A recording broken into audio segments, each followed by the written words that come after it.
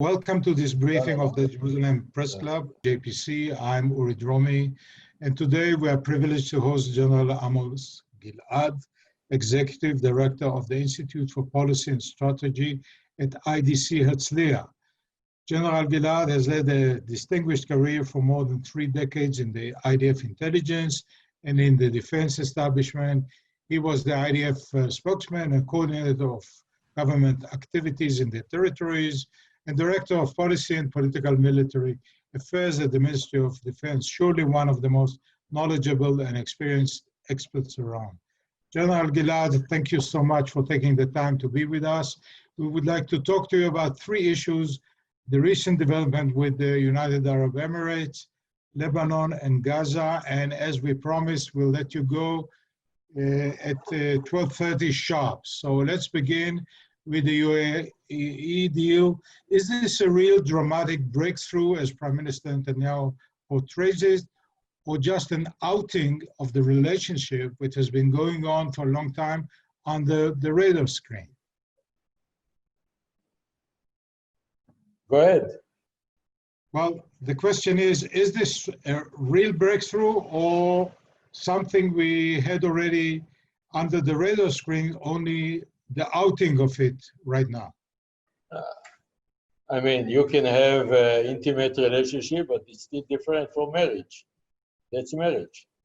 It's normal, it's under the sunshine. I mean, it's very important, very dramatic, and it's dramatic achievement, exactly as it described.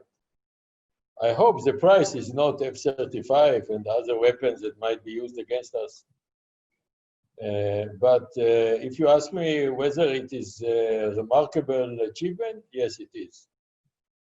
Of course, it has been built before based on underground relationship. But for example, the fact that all our relevant companies, there are many of them, can sign officially agreements, legal agreements with their counterparts in UAE by itself is very dramatic. There are many indications that the drive behind it is the American motivation to assist President Trump by giving him a foreign policy achievement before election day. Therefore, everything related to it should be judged through American prism. What is your take on this?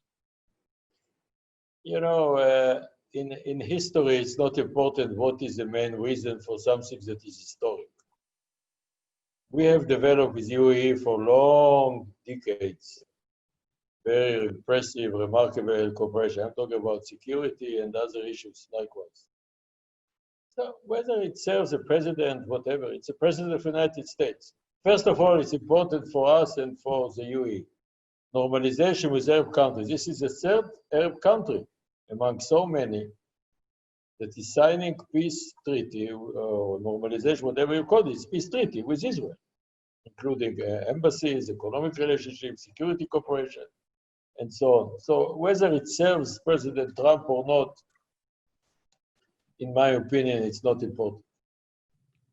But what may be really important is something you mentioned already, the chance that F-35, which kept the qualitative. I hope it's not true. Our Prime Minister denies it. I'm worried because I do think that if the UAE, based on my acquaintance with them, if they insist it has been promised to them, I do believe that they do think it has been promised to them as part of the deal. If the American administration says so, I do believe them. And even our denials are not direct. What does it mean? In order to have such a deal, you don't need an article in mutual agreement between UAE and Israel. Secondly, the American Congress needs to approve it. If we only object it without any other additional activities, it means we agree. That was not denied. That's why I'm worried. Why I'm worried? Not because UAE will attack us. The F-35 is unique plane. It belongs to the 5th generation. It's modern machine of war. It's something unique. It reminds me Jules Verne. The fact that we do have it, and you know, you are Air Force, so you know these issues. The fact we do have it, and the image we do have it, that's our advantage in the Middle East. Our even peace relationship based on the assumption, the image, and the facts, or vice versa, that we do have total comprehensive superiority vis-a-vis any combination of rivals or enemies. Now, Middle East is a terrible area. Turkey used to be our best friend, now has become terrible rival or even enemy. Iran used to be our best friend, sister, now they are almost existential threat. Egypt, the leader of the Middle East, the Arab Middle East, was taken over by Muslim brothers. Who can know? So we need to keep our capabilities and our superiority. Anyway, the UAE armed forces is very powerful. I'm not worried about them. I'm worried about the technology and the precedent. Why UAE gets it and not Saudi Arabia, Egypt, and so on. And we might be surrounded by coalitions that is not inferior than our Air Force. That's impossible. Impossible from Israeli point of view, and it's commitment by law in the United States. There is no other country in the world that is committed by law to keep the qualitative military edge of State of Israel, or IDF, or Israeli Air Force. So it seems that this vow of all previous American administrations to keep the qualitative edge may be breached now. Look, the Americans understand very well what does it mean. You cannot pass in the Congress based on the bipartisan commitment any deal like the F-35 that there is American commitment not to supply it to anybody. Of course, there is American interest to export it. Lockheed Martin wants to sell more and more in order to lower even the prices. They are committed, and if we don't object, it will pass. And if it passes, I see it's violation of our national security. If you were in your previous job at the Ministry of Defense, and you woke up in the morning and learned that the night before a deal with an Arab country has been made without you or your minister knowing about it, I guess... I cannot imagine it. It's insult, a nightmare, unacceptable. It reminds me of the scandal of the submarines. It cannot happen in a democratic country. But it did happen. Okay. You ask me if it did happen to me. I'm happy that it didn't happen to me, because I would get heart attack or something like that. You mentioned the submarines. You see a pattern here of the Prime Minister doing or making decisions of the highest national importance without... If he took this decision, because unlike the case of Egypt, that I was aware of everything that have happened here, I need to rely on the Prime Minister. If he denies it, I want to believe him. However, if he said so and it would happen, it reminds me the pattern. Yes, this pattern cannot, even in the United States, the president is so powerful, he cannot sell old F-16 from the Museum of the Space and Air Force to any country in the world without the approval of the Congress. He cannot by law. Here, there is no such a law. But we are not a royal dynasty. We are a state, democratic state. Minister of Defense of Israel is a former chief of staff, and so the Minister of Foreign Affairs. It's unacceptable. Going back to the submarines, do you think there is a need for a commission of inquiry? We need two things. We need an inquiry committee that must understand and draw lessons from the whole terrible process. What does it mean, submarines? It's not submarines. The submarines are essential weapon to Israel. We need it. It's not we don't need it. But it's a matter of priorities. Submarines will win the next war with Hezbollah and Iran? No. It will be a combination of the ground forces and the air force of Israel and our intelligence. So we need to prioritize. If you ask the commander of the Navy, he wants 100 submarines. Okay. There is only one that can make decisions about it in the armed forces. This is the chief of staff. He says, you are the commander of the Navy, wants 100 submarines, I can give you one. Because he owns the budget. And then he needs to pass it to the Minister of Defense and to the Prime Minister and to the cabinet. That needs to be inquired. And the only law we do have for that, it's law for inquiry committees from 1968. It's the objective organ. We need to do it. And secondly, I do think there is room for criminal investigation. It's unbelievable that the National Security Advisor, the former one, the chief of the cabinet, chief commander of the Navy, all of them are going to be sued in the court. I mean, we need to widen the investigation and to be sure, and the investigation must take place in positive atmosphere from the police point of view. I do have concerns, fears that they are afraid of.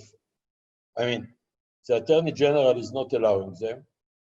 And the mood in police, my impression, maybe I'm wrong, is not encouraging such investigations. When you talk about widening the investigation, you're talking about who? About the echelons or levels above? We are all equal by law. If it needs to include the Prime Minister, Prime Minister. If it needs to include whoever, myself, okay, whoever. It's a professional decision and not political. That's interesting. Let's go back to the United Arab Emirates deal. Do you expect other Arab countries to follow? We're talking about Sudan, Bahrain, maybe Saudi Arabia. So. Look, first of all, I do think this agreement is very, very important. And I do hope that Bahrain, Sudan, all of them will join. But we need Saudi Arabia, man. Because Saudi Arabia are practically some kind of regional power, superpower. And they are symbolically, they are very important. If they sign an agreement with Israel, I'm not sure that will be a breakthrough, historic one. The peace with Egypt contained a strong Palestinian component. The peace with Jordan was possible only after the Oslo Accords. Does the recent UAE move signal a break from this pattern, basically telling the Palestinians you can't veto normalization between the Arab world and Israel anymore? Yeah, yes, I'm not sure this is it's political explanation. Why? Because the precondition for this agreement was to cancel the annexation. I think the UAE with the United States have saved Israel because the annexation is a disastrous idea that mainly hurts the national security interests of Israel. Why we need to provoke Hashemite Kingdom of Jordan in return for their unique security, defense, intelligence cooperation that saves Israel from unbelievable risks and threats? Why we need to destroy the cooperation with the Palestinian Authority? Who will replace it? Who? The direct occupation of the West Bank, the Hamas, Why I need to enhance the power of Iran and Hamas and other radicals instead of being able to focus on Iran? It's so stupid, so disastrous. I would like to thank the UAE and US that have saved us from this disaster. But did they? So what does it mean? Relating to what you say, it means the solution of two-state solution or any political solution is still on table. I do believe, based on my acquaintance, maybe I'm not updated, in Saudi Arabia, that the initiative, the Arab initiative is coming from Riyadh, will insist that there will be some political solution. If there is no political solution, the Palestinian Authority will die and fade away, and we will be left with direct occupation. So we will become, we will not be anymore democratic Jewish state. That's against the Zionist vision. It's unbelievable. What we want, where is the strategy? Where it has been decided? This annexation could cause such crisis between us and Jordan and Palestinians and indirectly with other parts of the world. That thanks God, but it means that it's not only normalization for peace, it means that the Palestinian issue is still very important. And you cannot bypass it because they are our immediate neighbors, not UAE. But Prime Minister Netanyahu made some noises that annexation is not off the table, but it's only many talking to his base. He explained that he had to postpone it because of President Trump's wishes. Do you think it will come back? I do believe President Trump. Trump said in his blunt language, it's off the table. You want to use legal words like suspension? Okay, that's lawyers. He said that's not on the table. I do believe it. And I do believe that UAE will not follow any agreement if we put it back on the table. Okay, let's move to the north now, to Lebanon. Since the Second Lebanon War in 2006, Israel has enjoyed 14 years of relative calm on the Lebanon border with only occasional skirmishes. In hindsight, have you changed your assessment of the war, which at the time was heavily criticized? Look, Iran is our main threat. If they will acquire the military nuclear capabilities, they will become existential threat because of the combination between their ideology to exterminate Israel and the tools to implement it. Now, they do have two tracks, the nuclear, they are continuing, and the regional. They want to take over, they have just taken over Lebanon. Instead of Lebanon, between Beirut and our border, there is Hezbollah, totally dominated by Iran and proxies. Golan Heights, they want to take over Golan Heights, to surround Israel from all sides, and Iraq. We have taken decision, allegedly, not to agree to it, and allegedly we are operating, and operationally, I do think we do have achievements. Strategically, they are continuing. So what is the background for what is happening now? Hezbollah, they want to limit our operations in Syria in order to not to prevent the project that is called the accuracy. What is accuracy? To produce missiles. Missiles are accurate. Rockets are not accurate, inaccurate.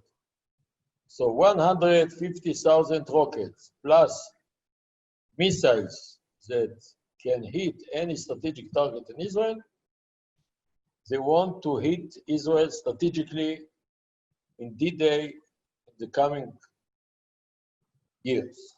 And we are determined, allegedly, to prevent it. So they are using the death of some of Hezbollah guys, and they are trying again and again to kill Israeli soldiers based on the assumption of Nasrallah that Israel is not ready to retaliate in a way that will drag the area to war. That's their logics, and we do have the opposite logics. I'm sure we will continue our allegedly operations in Syria. And we need to share with them the idea that if they continue, I mean, if they kill, I hope never, Israeli soldiers, they might pay the price. That's the game here. Yeah, but it seems like it's only a containment policy. No, it's not containment because it failed. They keep trying to kill Israeli soldiers and they fail. That's why there is no deterioration. And we are separating the military arena from the civilian. The main problem today in the Galilee is to try to have Zimmer or room in hotel. It's very difficult to get one. I mean, the citizens are celebrating, whoever does have the money, of course. They do have vacations, and every place, all places are crowded, and there is no tension among the civilians. That's very important. Yes, but what about the arsenal of what you said, 150,000 rockets, which is a time bomb, you know, it's a time bomb, but we need to do our best to prevent it. What can we do? I mean, we can contain it. I mean, if they use it, I do think the result will be dramatic for Hezbollah and Lebanon. They know it. That's why we are enjoying our deterrence. But deterrence is very fragile. So no, you need to work on it on a daily basis. The moment they get missiles that will be able to hit Israeli targets, it might change the balance. That's why we need to prevent it. In your opinion, the explosion... nuclear. In your opinion, the explosion in Beirut and the involvement of Hezbollah in the assassination of Hariri might change the balance of power in Lebanon and weaken the capability or motivation of Hezbollah to act against Israel? Fortunately, Lebanon, beautiful country, does not exist, a sovereign country. The explosion hit mainly Christians and Sunnis, not Shia. The Shiites are living in the opposite side of Beirut. So the government, the president, they say some things, they say some words. It's totally corrupted. They are useless, weak, irrelevant. Unfortunately, it cannot change anything. That used to be my original opinion when it happened, this disaster. It's still valid, I think, today. Because Lebanon is not functioning anymore as a sovereign state. They do have president, prime minister, parliament, ambassador in UN, but it's empty suit. Let's move to Gaza now. It seems that Israel is conducting the same policy in Gaza as in Lebanon, and that is containment, with occasional outbursts of violence. But like in Lebanon, there is a greater threat behind, in this case, not 150,000 rockets, but 2 million desperate people. What is the long-term solution to the Gaza problem? There is no solution. That's a problem. It's not similar what you say. I'm very sorry to say. Here, they are harassing the civilians. In our northern border, our civilians are living peacefully.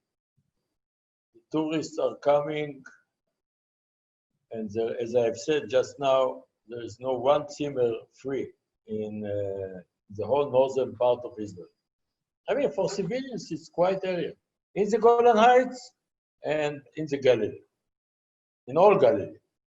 In Gaza, they keep trying to commit suicide, terror operations, spectacular acts of operations. Don't hear about it because our internal security, Shabak, military intelligence, IDF, they are fighting efficiently against it. Now they are using all these fires along the border. Why? Because they are dangerous terror organization, but at the same time, they are government, direct government of 2.1 million people. This is area of disaster, of poverty, and they want better conditions. Now you have two options. If you give them what they want, they will be quiet for the next coming months. If you want confrontation, you need to decide what to do. If our armed forces, IDF, gets order to remove the Hamas from Gaza, it will happen. And then what? Who will take over Gaza? Israel. And they will become part of Israel. I don't want it personally. I am concerned about West Bank, Judea and Samaria, that we are becoming one state, gradually. So another 2 million. What about our Jewish state, democratic Jewish state? We need to think strategically. It's not the same, it's totally different. The Hezbollah, with all due respect to them, they are external enemy. Palestinians are part of our future inside Israel. Victor Lieberman once boasted that if he were defense minister, Hamas would be brought to its knees, and Naftali Bennett also made such promises. Now, both became defense minister, and nothing of the sort happened. Is there a military solution to the Gaza problem? Yes, but military, of course there is. Let's assume that our, like Netanyahu, Prime Minister Netanyahu, he said in 2007 that he would defeat the Hamas. He brings decision to the cabinet. Since tomorrow we are defeating Hamas. Can we do it? Of course, we can. And then what? What about the day after? Who will take over Gaza? Who will run this disaster area with the sewage, water, electricity? Who people? Who will finance it? Who will pay the billions of shekels? Who? We, State of Israel. I mean, military is only tool. Strategy is political decision. That's why all ministers of defense, you have mentioned all of them from all sides, including Gantz, including Netanyahu. They have declared something. The moment they took the reins of the government, they dropped it. Why? Because they understand they need some solution. So the best today that is not solution is to get some delays, temporal delays in the confrontation. It's not our priority to be in confrontation with them. And they understand it. That's why they're pressing on us. So it's better to give them something that will improve their life anyway. For example, virus corona.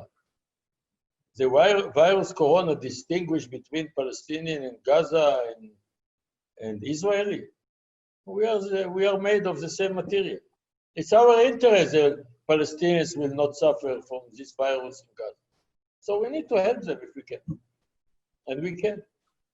Last question is a general one. What is your assessment of the functionality of this hybrid government that we have? Which government? Our government. Oh. I'm not sure they're functioning, by the way. This is too big government. In Switzerland, you do have 7 ministers, including the president, that is one of the 7 ministers, and they are functioning so efficiently. We do have 36 ministers plus 16 deputy ministers. And what they are doing exactly in order to defeat the corona, there is no strategic plan, there is no performance, there is no, this economic disaster for a country like Israel that used to be so prosperous. How we got here? And the two parties are quarreling between each other like we don't have existential threat. I'm concerned about the one who lost his job. He cannot furnish his family. It seems they are not dealing with the main priorities. General Gilead, we promised to let you go at 12:30 sharp, so thank you so much for your time and your interesting insight. I'd like to thank my colleagues at JPC, Talia Dekel and Rachel Exil. Thank you all for joining us. Stay tuned to our next event. Be in touch with us. And if you need assistance, and be safe. Thank you all. Bye-bye. Thank you very much. I would like to thank you. It was great. Bye-bye. Thank you.